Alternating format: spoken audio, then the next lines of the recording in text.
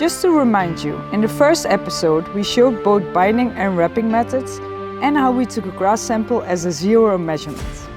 In the second video, we showed how crop samples were taken after 6 weeks of preservation and showed the results.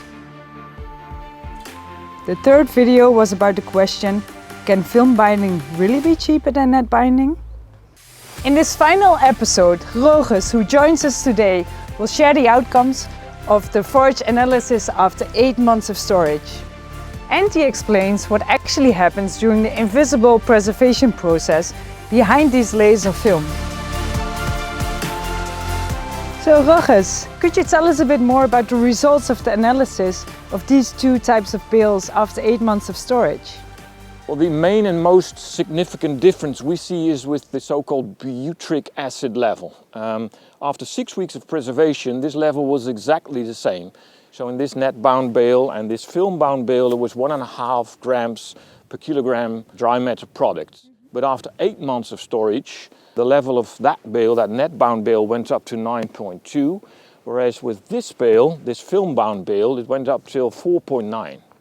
That's much lower, isn't it? Absolutely. This is much lower with the film-bound bales than with the net-bound bales. And what does that tell us? Well, butyric acid is formed by so-called unfavorable bacteria, which are mainly active when the preservation process in the bale isn't going very well. So the preservation process in these film-bound bales went much better than in this net-bound bale. Can you tell us a bit more about the butyric acid and the influence of well-performed baling and wrapping? Yes, I can, but first I have to explain a bit more about the preservation process in the bale. This is carried out by bacteria which are naturally present in the bale. Well, every bale partly consists of sugar, protein, water, and in the beginning you have some oxygen in the bale. After you've baled and wrapped the bale, the aerobic bacteria get to work. These are bacteria that need oxygen. These aerobic bacteria convert the sugars with oxygen into CO2, carbon dioxide and water. This means loss of energy, read sugars and dry matter. This process continues until the oxygen is consumed. Then the anaerobic bacteria take over that don't need oxygen. They also use sugars but convert them into lactic acid and CO2. This process lowers the pH and increases the CO2 concentration. Ultimately, the preservation stops depending on the dry matter content. It stops either on the basis of the pH level, in case of a dry matter lower than 50%, so relatively wet bales, or it stops based on the concentration of CO2 in the case of a dry matter higher than 50%, so relatively dry bales. So once the preservation process is stopped, you have a very stable bale and it can be stored for months and months. Okay, but what about those butyric acid bacteria that you told me about? Yes, I'm going to talk about that now. You have various types of anaerobic bacteria, such as the butyric acid bacteria. And these are active when the good preservative bacteria you want, such as lactic acid bacteria, do not have the optimal conditions.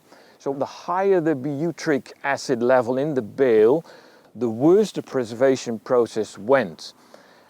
You see this especially when the storage period is longer. How do you ensure that especially the good bacteria are active in the bale? It has everything to do with ensiling the bale with as little oxygen as possible.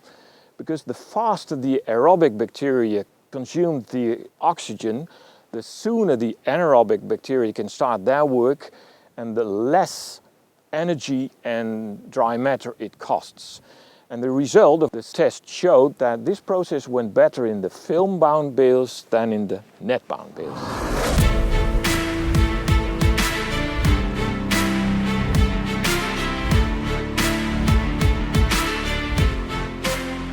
In general, the advantages of the film-bound bales over the net-bound bales are as follows.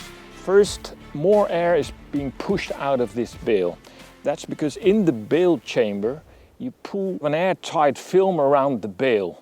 It functions like an elastic band, so it's really squeezing, pushing the air out. Secondly, because of those layers of film around this bale, it's less susceptible to damage, which is very important because if there is damage on the bale, oxygen will come in and then the bale will rot and you can't use it as a farmer. The third advantage is that a film-bound bale keeps its shape better. Every bale breathes. Film never closes 100% airtight.